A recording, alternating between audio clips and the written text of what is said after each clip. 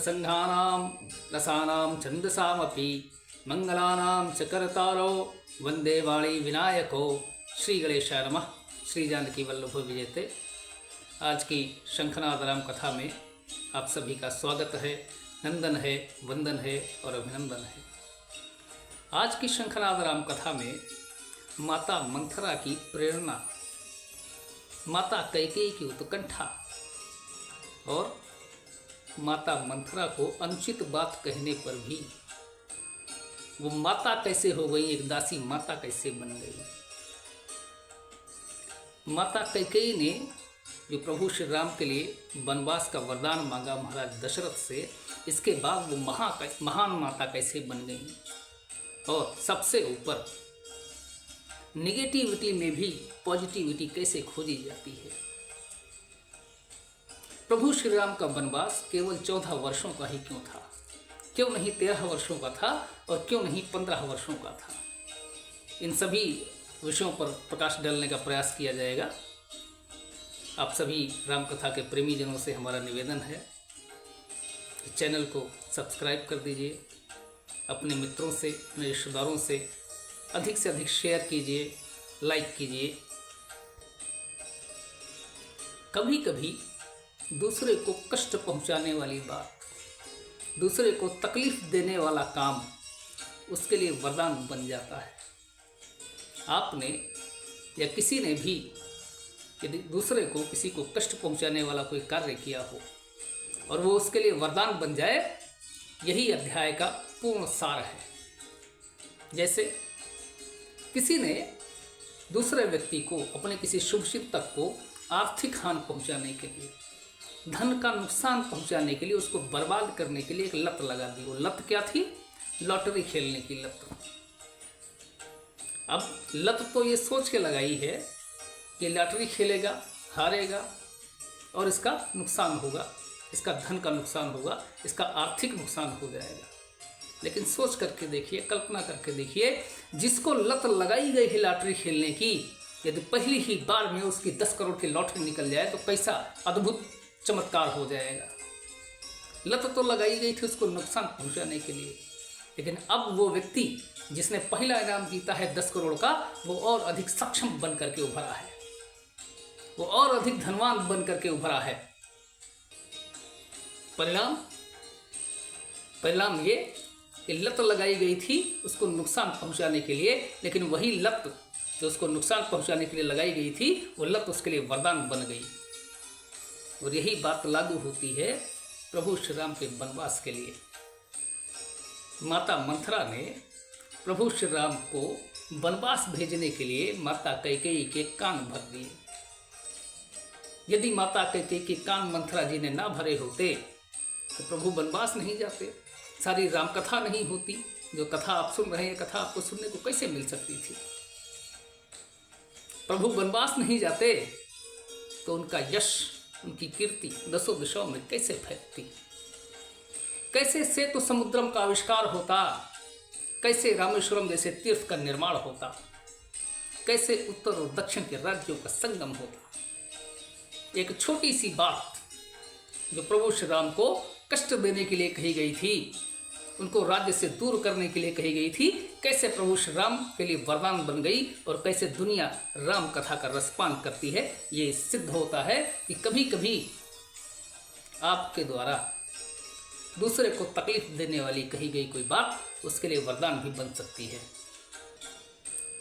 और इससे ये भी सिद्ध होता है कि कोई माता यदि अनजाने में भी अपने बच्चे को दंड देती है तो उसमें बच्चे का हित छुपा होता है। जब देवताओं ने देखा कि कल सुबह तो प्रभु श्री राम का राज तिलक होने वाला है, तो सारे घबरा उठे। घबरा क्यों उठे?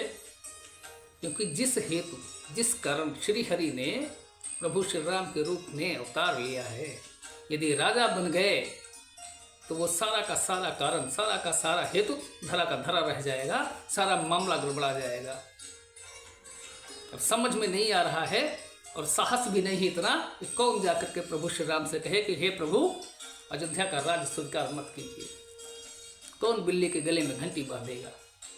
तो सारे देवता एकत्रित होकर के माँ सरस्वती की शरण में पहुंच गए और माता से विनती की, हे माता, अब तुम ही हो जो सृष्टि को बचा सकती हो, जो राम अवतार के हेतु को सिद्ध करने में हमारी सहायता कर सकती हो। अब तुम ही हो जो इस तरह सहायता कर सकती हो कि धरती से असुरों का विनाश हो सके, धर्म की स्थापना हो सके। तुम ही कुछ उपाय करो माँ। माता सरस्वती ने देवताओं की प्रार्थना स्वीकार की, लेकिन सबसे बड़ी समस्या माता सरस्वती के सामने ये थी, किसी ऐसे व्यक्ति को खोजना जो चपल हो, जिसकी बुद्धि कुटिल हो, और सबसे बड़ा विशेष गुण उसके अंदर क्या हो, जो राज परिवार का विश्वास पात्र हो। राज परिवार का विश्वास पात्र होना इसलिए आवश्यक योग्यता थी उस कार्य में, क्योंकि किसी तीसरे व्यक्ति की बात, किसी बाहरी व्यक्ति की बात महाराज दशरथ क्यों सुनेंगे, क्यों मानेंगे, या राज परिवार का कोई भी सदस्य किसी बाहरी व्यक्ति की बात को क्यों स्वीकार करेगा। तो 3 गुण होने चाहिए थे। क्या? चपल हो, कुटिल बुद्धि का हो, और राज परिवार का विश्वास पात्र हो। माता सरस्वती ने जब खोजना शुरू किया तो उनकी दृष्टि मंथरा पर पड़ी। बहुत चहेती दासी थी महारानी कैकेयी की, बुद्धि भी चपल, वाक्पटुता कुट कुट करके भरी हुई है, बात करने में बहुत निपुण है, बहुत माहिर है, और बुद्धि एकदम कुटिल है। नाम मंथरा मंदमती, चेरी कैकेयी के, अजस पेटारी ताही कर, गई गिरामती फेर। जैसे ही माता सरस्वती की दृष्टि मंथरा पर पड़ी, माता ने जान लिया यही वो प्राणी है जिसके जरिए, जिसके द्वारा प्रभु श्री राम के जन्म का हेतु सिद्ध किया जा सकता है। इसलिए इसकी बुद्धि पे प्रहार करना आवश्यक है। माँ सरस्वती ने मंथरा की बुद्धि फेर दी। वाक्पटुता तो उसमें वैसे भी भरी हुई थी।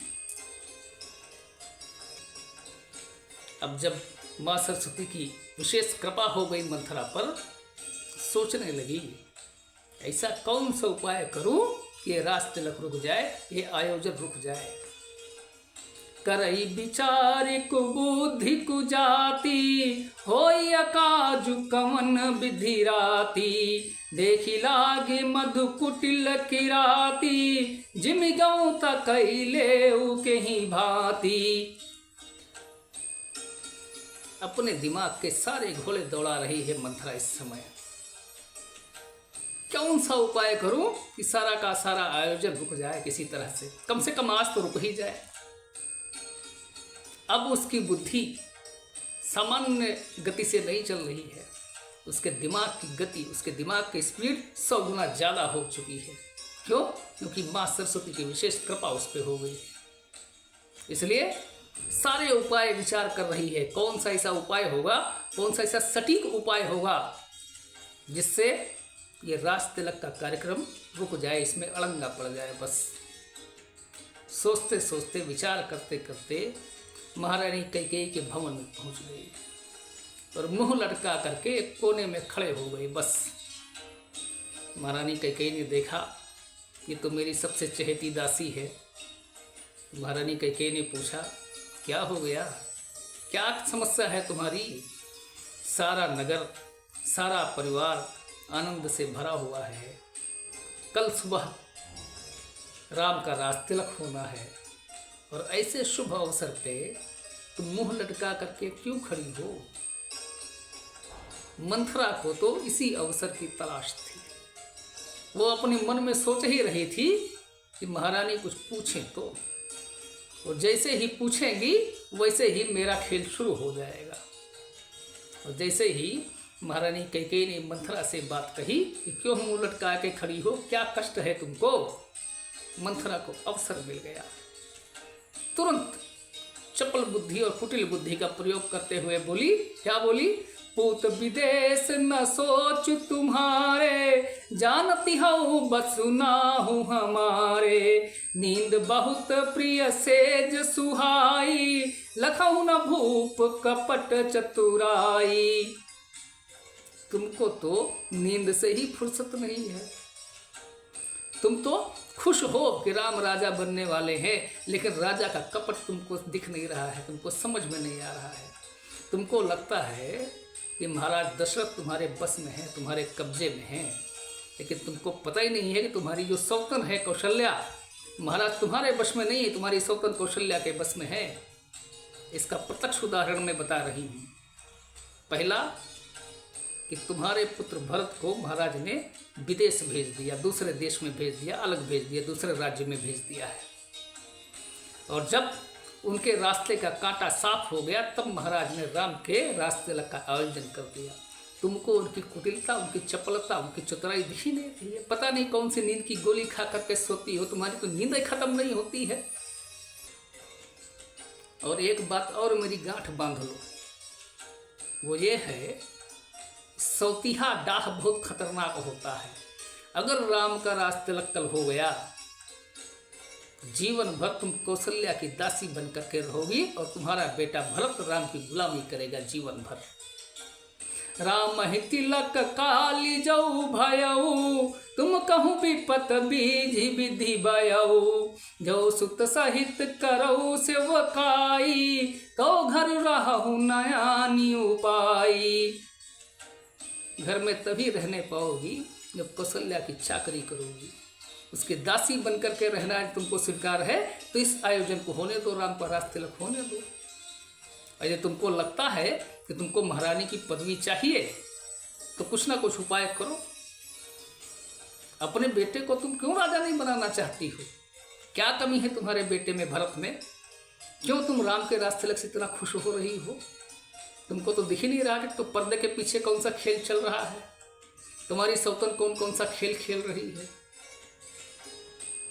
मंथरा की ये बात सुनी रानी कैकेयी ने दिमाग चकरा गया, नींद से जाग पड़ी, एकदम हड़बड़ा करके उठी हैं। मंथरा क्या बोल रही हो?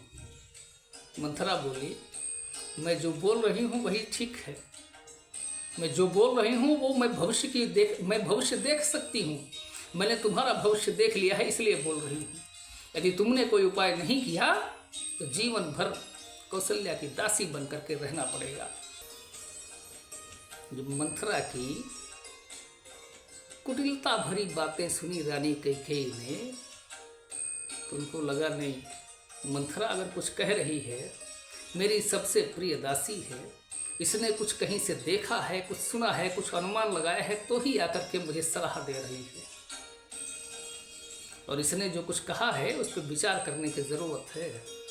देखिए, मंद बुद्धि यही होती है। जब मंथरा की बातें महारानी कैकेयी ने सुनी तो मंथरा से कहने लगी, मेरी दाहिनी आँख कई दिनों से फड़क रही थी, मुझे पता नहीं चल रहा था, लेकिन आँख तो मेरी फड़क ही रही थी। आज पता चला ये सारा आयोजन खाली केवल और केवल मुझको दुर्गति के मार्ग पे ले जाने के लिए रचा गया है। मंथरा की बातें महारानी कैकेयी पर धीरे धीरे असर कर रही थी। देखिए, यही है कम्युनिकेशन स्किल। जब आप अपनी बातें इस तरह से प्रस्तुत करते हैं कि सामने वाला आपके अनुकूल आचरण करने लग जाए, सामने वाले को खुद से ज़्यादा भरोसा आप पर होने लग जाए, तब आप एक कुशल प्रस्तोता बन जाते हैं। कुछ कुछ ऐसे मीठी वाणी बोलने वाले लोग होते हैं जो अपनी बात को आपका शुभ चिंतक बन करके आपके सामने रखते हैं, और सारी बात कहने के बाद, सारा विश्व वमन करने के बाद आखिर में आपसे ये भी कह देते हैं कि तुम हमारे कुछ लगते हो, हमने तुम्हारे बारे में बहुत विचार किया है, अभी तक तुम्हारा सहयोग हमको मिला है और हमारा सहयोग तुमको मिला है, इसलिए तुमसे कह दिया। अब मानो या न मानो, मानना या न मानना तुम्हारा काम है। हमको लगा कि ये तुम्हारे लिए, ये बात तुम्हारे लिए हितकर हो सकती है, ये बात तुम्हारे लिए जानना जरूरी हो सकती है, इसलिए हमने बता दिया। अब मानो या ना मानो, ऐसी ही कुटिल प्रलाप, ऐसा ही चपल प्रलाप जब मंथरा ने प्रस्तुत किया रानी कैकेयी के सामने, तो कैकेयी को भी लगने लगा ये तो मेरी शुभचिंतक है, इसने कुछ कहा है, कुछ सोच विचार करके ही कहा है। लेकिन रानी को समझ में नहीं आ रहा है कि मैं करूं क्या। फिर से मंथरा से पूछी, अब तू ही बता मैं क्या करूं, मुझे कौशल्या की दासी बन करके रहना स्वीकार नहीं है, अब तुम बताओ कि मैं करूं क्या। मंथरा को तो इसी अवसर की तलाश थी, पटाख से बोली, नींद की गोली खा कर सोती रहती हो, तुमको कुछ याद तो रहता नहीं है। अरे तुम्हारे 2 वरदान महाराज के पास धरोहर के रूप में रखे हुए हैं, उन 2 वरदानों का उपयोग कब करोगी, यही तो उचित समय है, अपने वरदानों का प्रयोग करो। रानी ने फिर पूछा, वरदान का प्रयोग करूं, लेकिन क्या वरदान मांग लूं। मंथरा बोली, 2 वरदान भूप सन थाती, मांगहु आज जुड़ावहु छाती, सुतहि राज राम ही बनवासु, देहु लेहु सब सवति हुलासु। अपने वरदानों का प्रयोग करो, एक वरदान से भरत के लिए राज तिलक मांग लो महाराज से, और दूसरे वरदान से राम के लिए वनवास मांग लो, जितना सौतिया डाह है पूरा ठंडा हो जाएगा। रानी कैकेयी को लगा बिल्कुल सही बात बोल रही है, निष्कंटक राज अगर भरत को मिल जाए तो मेरे आजीवन रानी बने रहने में तो कोई संदेह ही नहीं है। रानी बोली, ठीक है ऐसा करती हूँ। मंथरा ने तुरंत एक और बुद्धि दी, वो क्या है, वरदान तो मांगोगी महाराज दशरथ से, लेकिन ये वरदान मांगना तभी जब महाराज दशरथ प्रभु श्री राम की सौगंध उठा लें, उनकी शपथ ले लें, तभी मांगना, नहीं तो अपनी बात से मुकर जाएंगे, फिर हाथ मलती रह जाओगी, पछताती रह जाओगी, हाथ कुछ नहीं आएगा। रानी को लगा बिल्कुल ठीक बोल रही है। देखिए कुटिलता इसी का नाम है, अपनी चपलता से, अपनी कुटिलता से आप ऐसी बात सामने वाले को बोल देते हैं कि सामने वाला विवश हो जाता है, उसको लगता है जो ये बोल रहा है वही सत्य है, जो ये बोल रहा है वही ठीक है, जो ये बोल रहा है वही मेरे लिए कल्याणकारी है। आप दूसरे के विवेक पे कब्जा कर लेते हैं। कम्युनिकेशन का सुपर उदाहरण है ये, इससे बड़ा उदाहरण आपको नहीं मिलेगा। अब रानी कोप भवन में और राजा पीछे पीछे, महाराज दशरथ, क्या हो गया भाई, इतना आनंद का समय चल रहा है, सारी प्रजा सुखी है, खुश है, राम राजा बनने जा रहे हैं, और तुम कोप भवन में क्यों अस्त व्यस्त पड़ी हुई हो। रानी कैकेयी ने कहा कि मुझे कुछ तो समस्या है, इसी वजह से मैं कोप भवन में आई हूँ।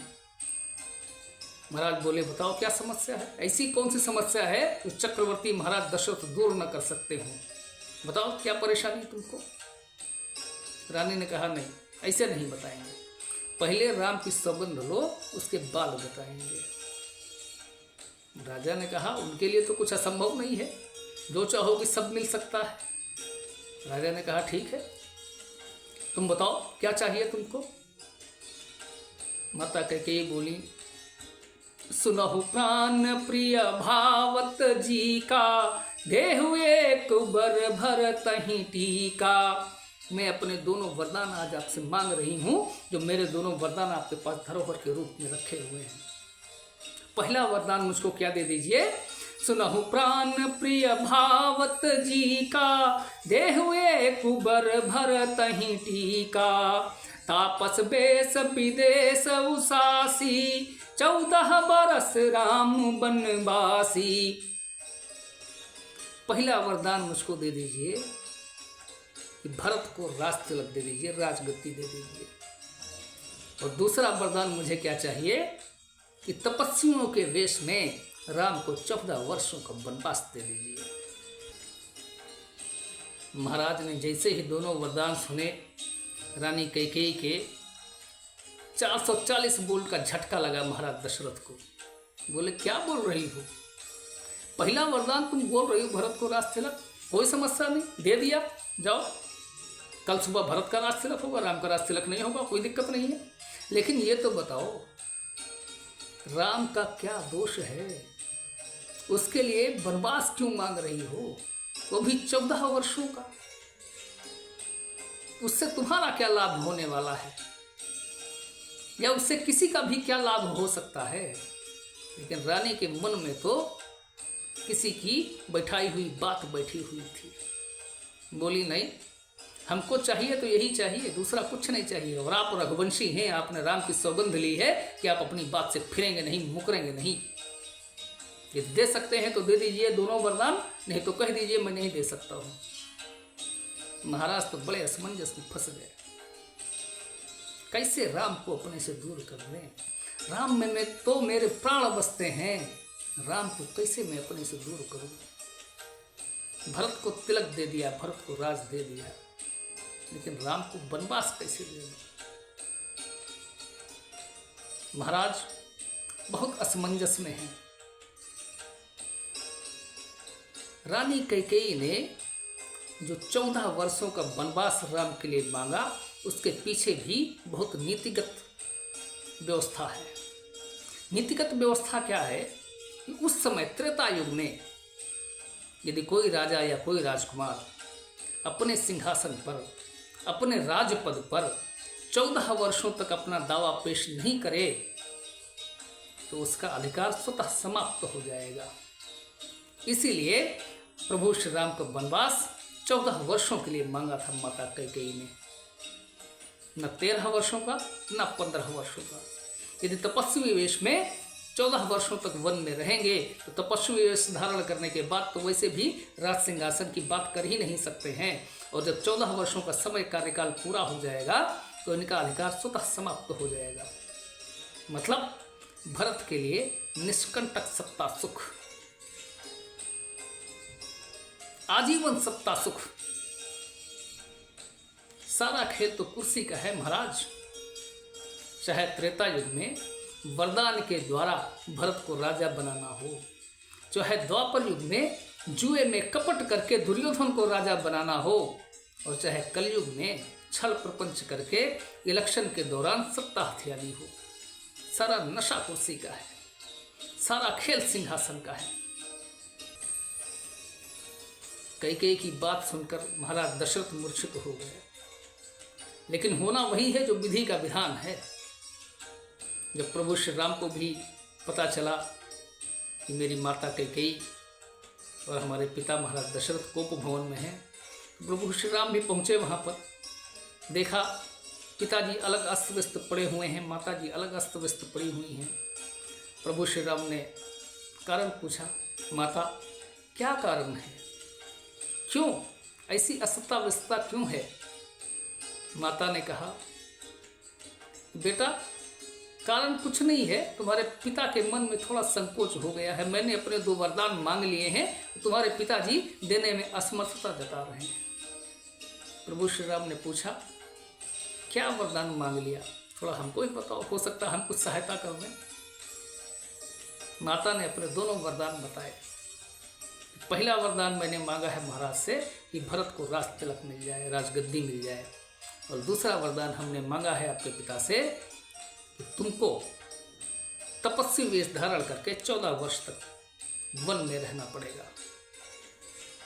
प्रभु श्री राम ने माता के मुंह से दोनों वरदान सुने तो बड़ी मनमोहक मुस्कान के साथ माता के चरणों में शीश नवाया प्रभु श्री राम ने, और बोले, सुनु जननी सोई सुत बड़े भागी, जो पितु मातु बचन अनुरागी, तनय माति पितु तोष निहारा, दुर्लभ जननी सकल संसारा। हे माता, आपने मेरा जीवन धन्य कर दिया। आज तो मुझसे बड़ा भाग्यशाली कौन हो सकता है जिसको एक साथ माता और पिता के वचनों का पालन करने का मौका मिल गया हो। मैं तो बड़ा धनवान हो गया आज। बहुत भाग्यशाली हूँ मैं। और आपने जो दूसरा वरदान मांगा है मुझको वन में भेजने का, आपने तो मेरा जीवन सार्थक कर दिया माता।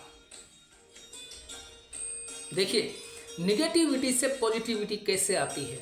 एक राजकुमार जो महल में पैदा हुआ, राज सुख भोगे, सारा वैभव भोगा, उनको एक झटके में और सुबह कुछ घंटों के बाद जिनका राज तिलक होना है, एक झटके में जिनको वनवास भेजने की आज्ञा दे दी जाए, उसके मन पे क्या गुजरेगी। कहाँ महलों का सुख और कहाँ जंगल की यातनाएं, कहाँ नौकर चाकर लगे हुए हैं, कहाँ अंगरक्षक लगे हुए हैं महलों में, और जंगल में अपनी स्वयं की सुरक्षा करना भी भारी हो जाता है। एक महल नहीं, दो महल नहीं, तीन महल नहीं, हर रात अलग अलग महलों में जिनकी बीतती रही हो, उनको जंगल में रहने के लिए एक झोपड़ी नसीब न हो, जिनके पास सोने के पलंग हो, ओढ़ने के लिए मखमली कंबल और गद्दे लगे हुए हों, जंगल में लेटने के लिए जमीन का बिस्तर है, ओढ़ने के लिए खुला आकाश मिल रहा हो। ऐसा वैभव जब किसी का छिन जाए तो उसके मन पे क्या गुजरेगी। लेकिन प्रभु श्री राम ने रास्ते में पड़े हुए पत्थरों को अपनी प्रगति की सीढ़ी बना लिया। कैसे? बोले, माता आपने मेरा जीवन सार्थक कर दिया। अगर मेरा राज तिलक हो जाता तो मैं अयोध्या का राजा बन जाता, और मैं जब राजा बनता तो केवल अयोध्या का ही तो राजा बन जाता। आपने तो मुझे अखिल भूमंडल का स्वामी बना दिया माता, अपना वरदान मांग करके। क्योंकि वन की कोई सीमा नहीं होती है, अयोध्या राज्य की तो सीमाएं हैं माता, वन की कोई सीमा नहीं होती है। अटक से कटक तक, कश्मीर से कन्याकुमारी तक वनों पर एक छत्र राज्य करने का अवसर आपने मुझे दे दिया है माता। मेरा तो जीवन धन्य हो गया आज।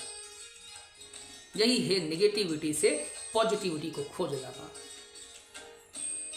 यदि आप नकारात्मकता में भी सकारात्मकता ढूंढना चाहते हैं, निकलना चाहते हैं, तो प्रभु श्री राम का दृष्टांत पढ़िए, प्रभु श्री राम का दृष्टांत जानिए, उसको मानिए, उसको गुनिए, उसको धुनिए, आपको जीवन का मर्म समझ में आ जाएगा। आशा है आज की इस कड़ी में जो भी वार्ता है वो आपके लिए सार्थक सिद्ध होगी। आपसे फिर से हमारा अनुरोध है, चैनल को अधिक से अधिक सब्सक्राइब करें, लाइक करें और शेयर करें। यदि आपका कोई प्रश्न हो या कोई सुझाव हो तो कमेंट बॉक्स में ज़रूर लिखिएगा। प्रभु श्री राम आप सभी का मंगल करें। इसी शुभेच्छा के साथ जय श्री राम।